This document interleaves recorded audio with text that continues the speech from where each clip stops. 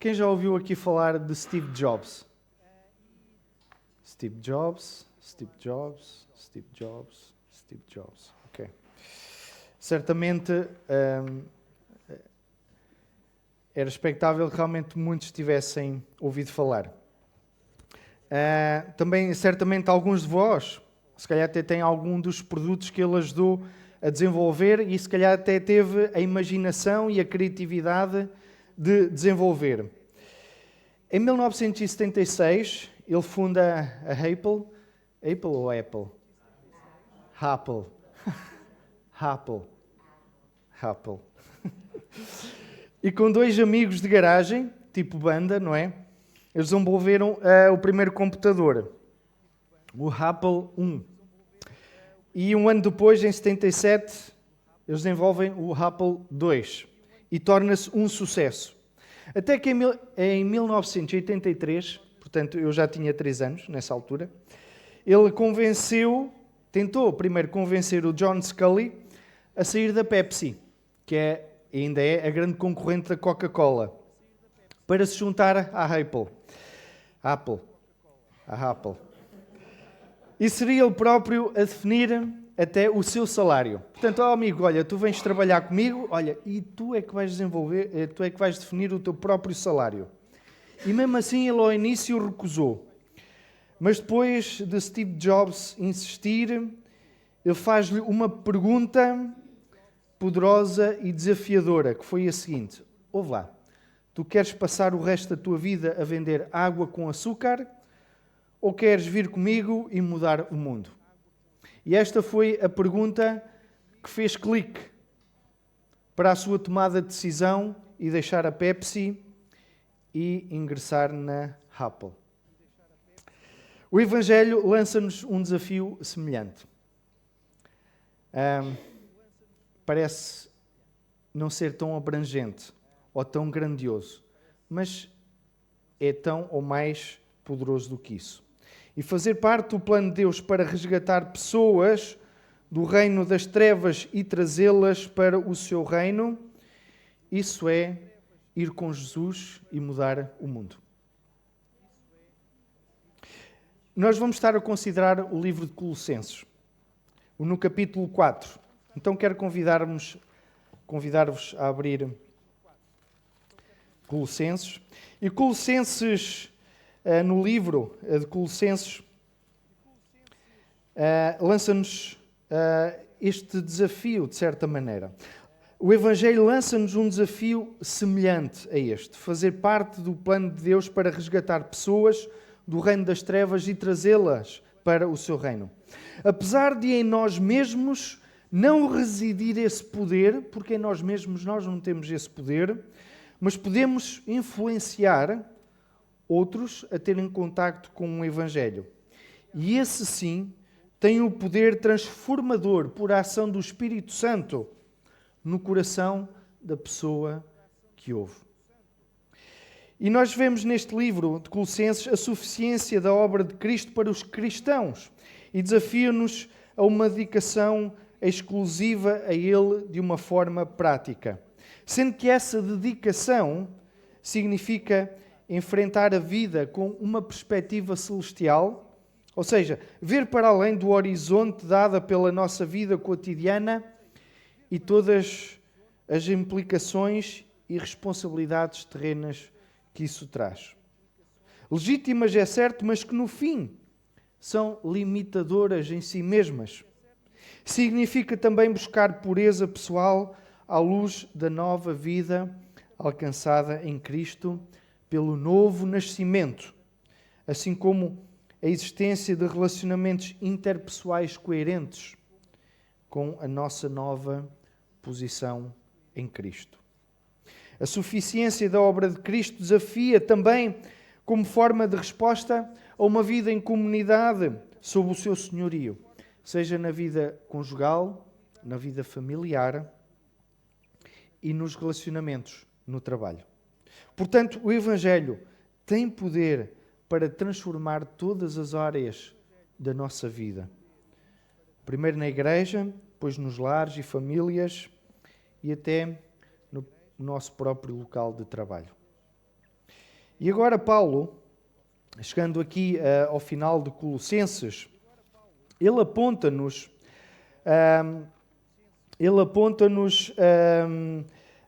agora para fora, mostrando-nos que somos participantes na missão global de Deus. Então nós vamos estar a considerar, vamos abrir em Colossenses capítulo 4 e vamos ler do versículo 2 ao 18. E diz assim: perseverai na oração, vigiando com ações de graças. Suplicai, ao mesmo tempo, também por nós, para que Deus nos abra a porta à palavra, a fim de falarmos do mistério de Cristo, pelo qual também eu estou algemado, para que eu manifeste como devo ser. Portai-vos com sabedoria para com os que são de fora. Aproveitai as oportunidades.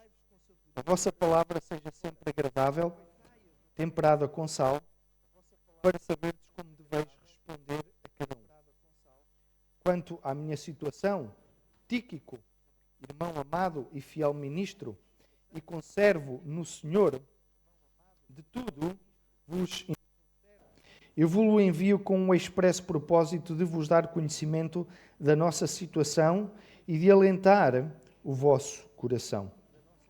Em sua companhia vos envio Onésimo, o fiel e amado irmão, que é do vosso meio. Eles vos farão saber tudo o que por aqui ocorre. Saúdo-vos Aristarco, prisioneiro comigo, e Marcos, primo de Barnabé, sobre quem recebestes instruções. Se ele for ter convosco, acolhei-o. E Jesus, conhecido por justo, os quais são os únicos da circuncisão que cooperam pessoalmente comigo pelo reino de Deus. Este tem sido o meu lenitivo. Saúdo-vos Epáfras, que é dentre vós servo de Cristo Jesus, o qual se esforça sobremaneira continuamente por vós nas orações, para que vos conserveis perfeitos e plenamente convictos em toda a vontade de Deus. E dele dou testemunho de que muitos se preocupam por vós, pelos de Laodiceia e pelos de Hierápolis. Saúdo-vos Lucas, o médico amado, e também Demas. Saudai os irmãos de Laodiceia e Ninfa e à igreja que ela hospeda em sua casa. E uma vez lida esta epístola perante vós, providenciai porque seja também lida na igreja dos Laodicenses, e a dos de Laodiceia, lede-a igualmente perante vós. Também dizei a Arquipo, atenta para o ministério que recebeste no Senhor para o cumprires. A saudação é do próprio punho, Paulo. Lembrai-vos das minhas algemas. A graça seja convosco.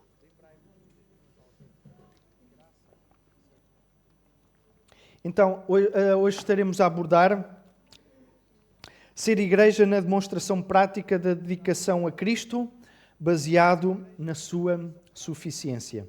E essa dedicação ao senhorio de Cristo na nossa vida é manifestada aqui em dois pontos principais que irei abordar.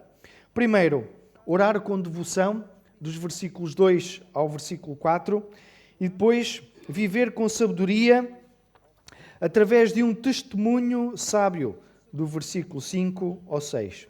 E por fim, a partir do versículo 7, na saudação, nós vemos exemplos vivos da demonstração da supremacia de Cristo na vida da equipa e companheiros de Paulo. Então, Paulo mostra-nos duas formas essenciais de participar. Primeiro, orar com devoção, no versículo 2 ao 4.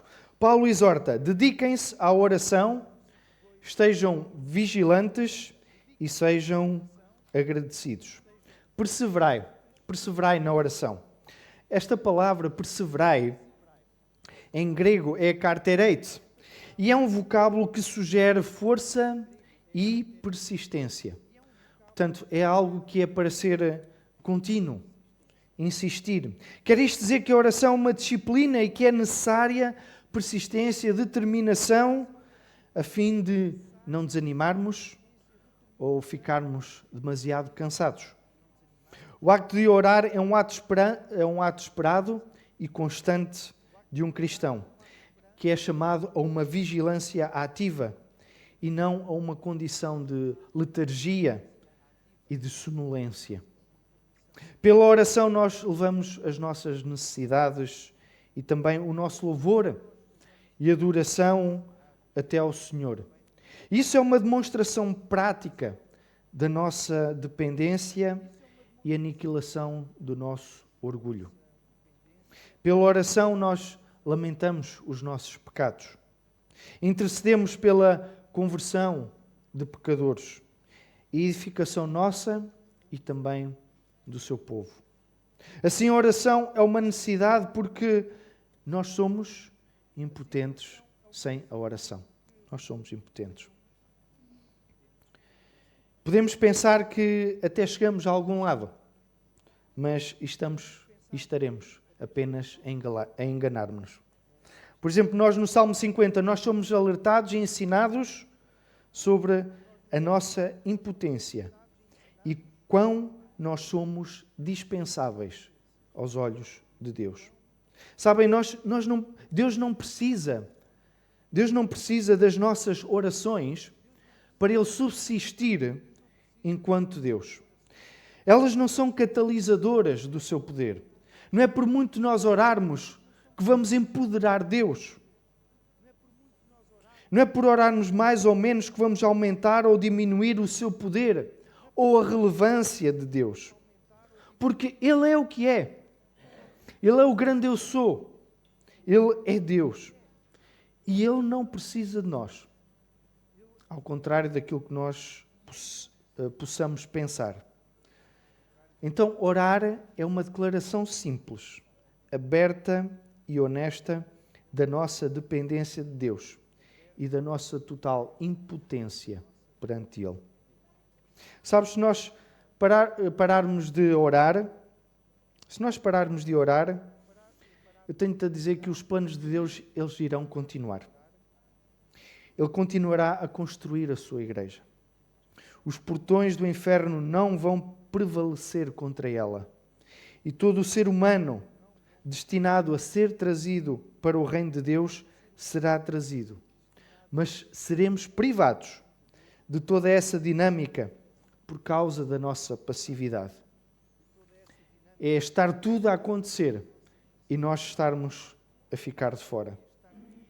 É um pouco como o outro. Olha, queres continuar a vender água com açúcar? Ou queres vir fazer parte de um plano imparável, com um impacto não só global, mas com eco pela eternidade? Então, por isso, Paulo apela à constância na oração.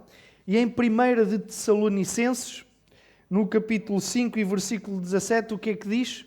Orai sem cessar. Muito bem, Vítor. Orai sem cessar. Então, associado à oração, Paulo desafia a cultivar um espírito vigilante e também um coração grato.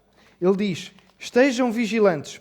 Sabem, quando Jesus estava lá no Getsemane, na noite em que tinha sido traído, antes de ser entregue aos soldados, e nos seus alertas escatológicos, ele aconselhou os seus discípulos a orar e a vigiar. E há diversos fatores que nos podem distrair.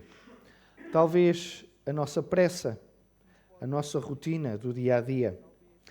Talvez o excesso de ecrãs e de redes sociais. Talvez o pecado não confessado. Talvez a ilusão ou o atrevimento da nossa autossuficiência e a recusa de sermos dependentes de Deus. Talvez até o isolamento espiritual, ou seja, que é quando nos deixamos de congregar com os nossos irmãos na fé. Apenas alguns fatores que nos tiram o foco do verdadeiro propósito da nossa vida. E o propósito que está bem espelhado em Efésios nos primeiros versículos do capítulo 1 é: Ele nos escolheu antes da fundação do mundo para sermos santos e irrepreensíveis. Nos predestinou para sermos seus filhos por meio de Jesus, para o louvor da glória da sua graça. Portanto, Paulo, o que está a prescrever com urgência aos Colossenses e a nós também, é para nos mantermos espiritualmente atentos, seja na prevenção desta sonolência, desta letargia que ameaça instalar-se, seja na consciencialização de que Cristo pode voltar a qualquer momento. E essa urgência deve moldar os nossos corações e as nossas orações. Paulo diz também, olha, sejam agradecidos, isto é, vigiando com ações de graças. Sejam agradecidos. A gratidão deve marcar as nossas orações também. Vivemos numa sociedade de facilitismo e de imediatismo. Ou seja, não temos paciência para esperar. Dando também por assegurado tudo o que temos e tudo o que usamos. E uma prova recente disso foi no famoso dia do apagão, não é? O dia do apagão. Parece que de repente o nosso mundo ficou de pernas para o ar. Planos de contingência e emergência são ativados nas instituições públicas. Os semáforos ficam apagados e deixam o trânsito caótico. As empresas interrompem a sua produção e mandam os empregados embora. Os estabelecimentos e restaurantes encerram porque não têm capacidade de confeccionar. Comunicações, zero. Bola. Queremos contactar com alguém e não passa nada. Não passa nada. Isso gera ansiedade nos pais que já não conseguem contactar os filhos na escola. E claro, o que dizer da clássica corrida ao papel higiênico nos supermercados. Aqui no grupo de jovens nós temos alguma multiculturalidade. Seja aqui, seja na comunidade da Graça. E estão há guineenses, há colombianos, há angolanos. E todos eles disseram no seu feedback, falhar a corrente elétrica no nosso país, isso é normal, é banal. Aliás, nós já nem ligamos a isso. Imaginem só que até como prenda de casamento faz parte um gerador elétrico. Então, é urgente perseverar na oração, estar vigilantes e agradecidos por aquilo que nós nos esquecemos de agradecer a Deus por aquilo que recebemos, por lhe termos pedido e que mesmo assim nos esquecemos. Paulo diz também, orem por oportunidades. Não é? Vamos orar, mas vamos orar por quê? Orem por oportunidades. Paulo pede oração por eles, pela sua equipa. Portanto, vejam o próprio apóstolo Paulo, o grande apóstolo Paulo, a solicitar orações por ele, porque reconhece que carece delas. Então, se Paulo faz e revela a sua necessidade destas orações, quem somos nós, ou os nossos missionários, ou obreiros, ou qualquer outro irmão ou irmã, para dizer que a oração é dispensável ou negligenciável? Não. O próprio Paulo pede que orem por ele e pela sua equipa. E orar também para quê? Para que Deus possa abrir portas. Portas para a mensagem de Cristo. Paulo pede aos colossenses que se lembrem dele também e dos servos de Deus que estão com ele, como ele depois relatou a partir do versículo 7, em Roma. E aqui é extraordinário que Paulo, o servo do Senhor, não peça que as portas da prisão sejam abertas. Não é isso que ele está a pedir. Ele não está a pedir para ser libertado da prisão, mas para que Deus lhe abra portas a quê? À palavra. É isto que Paulo está a pedir.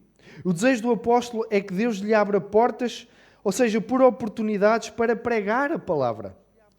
E Paulo estava ansioso por manifestar o Evangelho, ou seja, pregá-lo de tal maneira que fosse facilmente compreendido pelos seus ouvintes.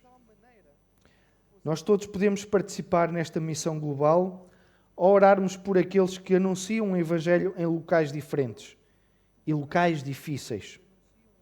Como alguém disse, olha, talvez não possas ir a todo lado, mas podes sempre orar por quem vai. E Paulo diz também, olha, orem por clareza. Oremos para que pastores, missionários e irmãos na fé anunciem a mensagem com clareza, fiel e de uma forma verdadeira. E também com audácia, com coragem, e especialmente em ambientes em que não há liberdade e há perseguição. Ele diz também, olha, orem também por nós próprios, para termos a coragem e a clareza quando tivermos a oportunidade de falar de Cristo. Então, como podemos nós ser vigilantes e agradecidos nas nossas orações? Temos nós sentido urgência nas nossas orações e demonstrado uma atitude de gratidão e de submissão a Deus na nossa vida? Temos orado por oportunidades para o Evangelho ser anunciado? Assim, em jeito de aplicação e desafio, desafio-te esta semana e escreve o nome de 2 ou 3 pessoas por quem queres orar esta semana para que tenhas oportunidade de partilhar Cristo com elas. Ou então, um missionário ou uma agência missionária em algum lugar para que Deus os capacite a falar do Evangelho de forma fiel e verdadeira, com autoridade, com coragem e com perseverança. Segundo ponto, versículos 5 e 6. Depois de sermos desafiados à oração, somos desafiados a viver com sabedoria. Versículos 5 e 6. Portem-se com sabedoria para com os que não são da fé e aproveitem ao máximo todas as oportunidades. Então, viver o Evangelho. Isto é, que o nosso comportamento e que o nosso caráter reflita o caráter de Cristo. Em amor, em bondade, em humildade e em integridade. O cristão deve agir com sabedoria diante daqueles que não conhecem o Senhor, sabendo que o seu comportamento é constantemente observado. Parece que não, mas isto é pior do que a nossa avaliação de desempenho lá no nosso local de trabalho. O mundo presta mais atenção às nossas ações do que propriamente às nossas palavras. Edgar Guest costumava dizer: eu prefiro ver um sermão do que ouvi-lo. Não quer isto dizer que o cristão não precisa de confessar a Cristo com os lábios, mas é fundamental que o nosso comportamento corresponda àquilo que nós falamos. Jamais devemos dar oportunidade para que se diga: ele é maravilhoso no falar, mas é péssimo no andar. Como disse um filósofo alemão, talvez acreditasse no vosso Redentor se vocês parecessem redimidos. Então isto é algo que nos deve incomodar, que nos deve deixar desconfortáveis. Por isso nós precisamos de um testemunho relacional. As pessoas estão mais abertas à mensagem de Jesus quando veem que nos importamos com elas. As pessoas querem saber que te importas antes de se importarem com aquilo que tu sabes. Então, no versículo 5 diz: aproveitai as oportunidades. No versículo 6, aponta-nos também para conversas temperadas. É importante a nossa palavra ser agradável, temperada com sal, para sabermos como responder a cada um. Isso às vezes é um desafio. É um desafio. A nossa conversa deve ser de forma a espelharmos, a sermos parecidos com Cristo. Que as motivações para as nossas conversas sejam livres de fofocas, de futilidades, de leviandades, de impureza e de amargura. E a expressão temperada com sal pode ter vários significados. E alguns comentadores apontam para a nossa conversa deve ser agradável e ao mesmo tempo ser honesta e sem hipocrisia. Isso implica falar de pecado. Pecado que é algo que é impopular, que não cai bem, porque aponta para a nossa fraqueza e para a nossa insuficiência e para quão débeis e frágeis nós somos. Sabendo que é o sal que dá gosto à comida, acham que Paulo está a dizer que a nossa conversa não deve ser insípida, sem sabor, mas sempre com algum proveito com vista à conversão da pessoa. Ele disse à mulher, Jesus, apanhada naquele ato de adultério, olha, nem eu tampouco te condeno, vai e não peques mais. E então aqui temos a graça e o sal. Primeira graça, olha, eu não te condeno. E depois vem o sal, olha, vai e não peques mais. Somos por isso desafiados a falar com graça e também com verdade. Falar com verdade em amor. Falar com verdade em amor. Com graça demonstrando que há perdão disponível e com verdade demonstrando que é necessário arrependimento e mudança de atitude para com o pecado. Que as nossas conversas sejam graciosas, respeitosas, cheias de sentido. Falar com verdade, com entusiasmo, de forma sincera e sábia. E isto às vezes realmente é difícil conjugar verdade e amor. E se olharmos para as redes sociais em determinados grupos, nós vemos, tanta verdade, mas tão pouca graça. Tão pouca graça. Por isso nós somos desafiados a usar a palavra agradável e bem temperada. E a estarmos preparados para responder a perguntas, prontos a aproveitar cada oportunidade. Então deixem-me que vos pergunte, que impacto têm as minhas atitudes e as minhas palavras no meu testemunho nas pessoas à minha volta, seja na família, seja no trabalho, seja na escola? Até que ponto é que a minha vida desperta um real interesse em Cristo? Ou então, pelo contrário, tem efeitos limitadores que levam as pessoas a afastar-se ainda mais de Cristo? Então pensa numa relação de amizade que tenhas com alguém que ainda não conhece Jesus e com o Evangelho. Como é que tu vais poder demonstrar amor e sabedoria esta semana? Falando com graça e com verdade. E por fim, Paulo, nos versículos 7 ao 18, assinando com o próprio punho, quer dizer que ele está genuinamente interessado, não está só a ditar para outros escreverem, mas ele próprio quer assinar. Ele demonstra interesse, genuíno interesse e empatia com os colossenses. E Paulo, nessa saudação final, mostra a supremacia de Cristo na vida dos seus companheiros, ilustrando o tipo de dedicação exclusiva que Jesus merece. E cada um à sua maneira, com o seu contributo, como que numa peça, numa engrenagem, uma equipa a trabalhar para que o Evangelho efetivamente chegue às pessoas. Dwight L. Moody disse: quem não aprendeu a falar de Deus sobre as pessoas dificilmente falará bem com as pessoas sobre Deus. Por isso nós somos desafiados, nesta passagem de Paulo, a orarmos com devoção. Façamos da oração um compromisso diário.